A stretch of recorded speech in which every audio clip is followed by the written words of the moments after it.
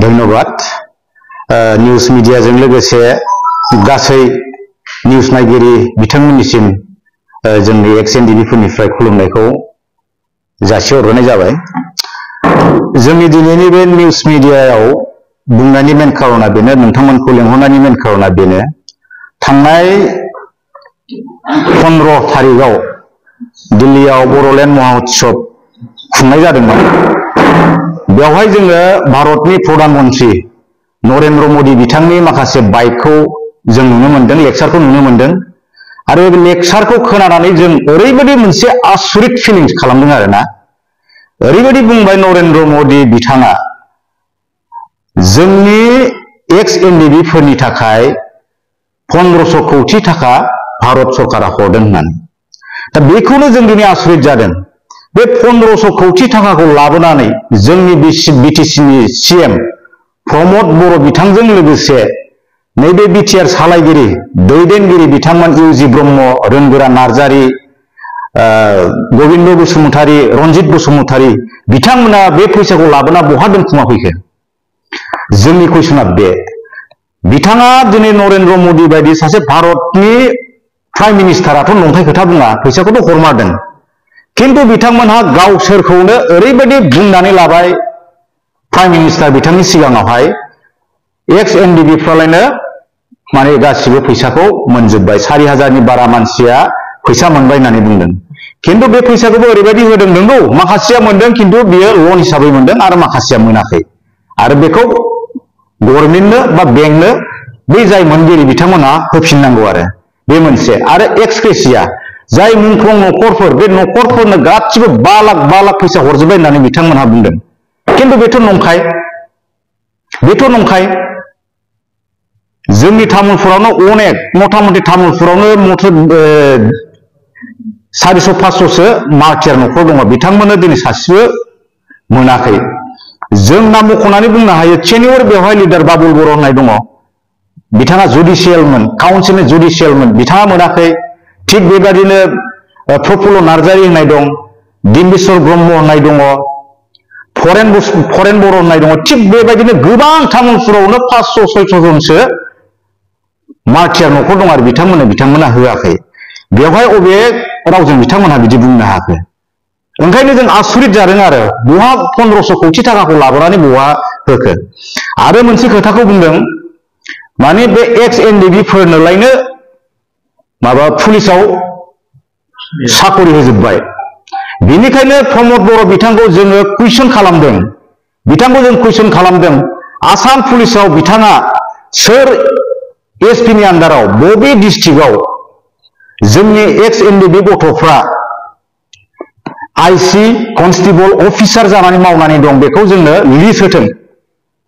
मानोना खुगाजों बुंबाल' जानाय नङा बियो, बेखौ जोंनो लिस्ट सहकारै जोंनो नांगौ, थाबैनो बिथांमोना जोंनो होथों, बेखौ जोङो कुइसन खालामदों। आरो मोनसे खोथाखौ बुंबावदों नरेन्द्र मोदी बिथाङा बुंबावदों, आसामनि बिकासनि थाखाय, आसाम माबानि मा होनदों, बिटिआरनि डेभेलपनि थाखाय, जौगाखांनायनि थाखाय आसाम सरकारा प्रत्येक बोसोराव 800 कोटी थाखा बिटिआर सरकारनो हरदों होननानै बुंदों। जुदि जों फिस एकर्ड खालामदोंब्ला बे फैसाखौ बहा बाहायखो बेखौ जोंनोबो नांगोन।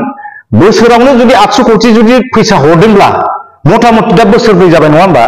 बोसोरब्रैयाव 3200 कोटी थाखा दिनैहाय बिटिआर गभर्नमेन्टआ मोनबोबाय। जिहेतु जोंबो स्टेक हल्डार, एनडीबीनि थ्रुयैसो नैबे फिस एकर्डआ जादों। बिटिआर एकर्ड होनना बुङाखै नरेन्द्र मोदी बिथाङा, फिस एकर्ड होननानै बुंदों। जुदि फिस एकर्ड जामारदोंब्ला बे उन्नयननि फैसाया बहा थांखो? स्पेसियेलि बुंदों एडुकेसन आरो हेल्थ, सावस्रि आरो सोलोंथाइ, बेवहाय बे फैसाखौ हरदों होननानै बुंदों। किन्तु बे 800 कोटी फैसाजों बोसोरसेयाव 800 कोटी मोननाय फैसाखौ बबेयाव खैखान कलेज बिथाङा बानायखो बेखौ जोंनो हिसाब हो। आरो मोनबेसे मेडिकेल बानायखो बिथांमोना जोंनो होदो। स्पेसियेलि मोननै डिपार्टमेन्टनि थाखाय हरदों होनना बुंदों, एडुकेसन आरो हेल्थ, बेखौ जोंनो हो।